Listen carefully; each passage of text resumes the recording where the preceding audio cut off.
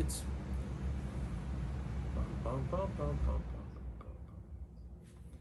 Time to so that's, but thankfully after this is the last Charleville derived musket that the US, no it's not.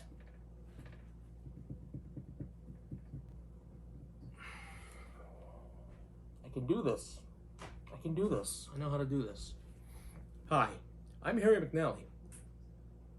No, I'm not. I'm Cherry Chase, and you're not.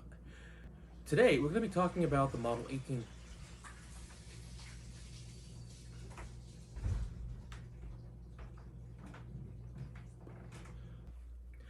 I'm Chevy Chase, and you're not.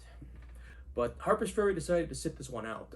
They had enough parts on hand to continue making Model 1816/22s until the upcoming adoption of la la la la la.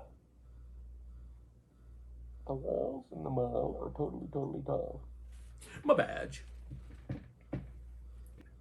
Today we're here to talk about the French.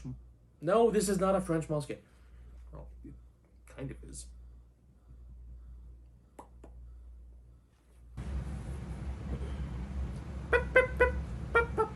Yay!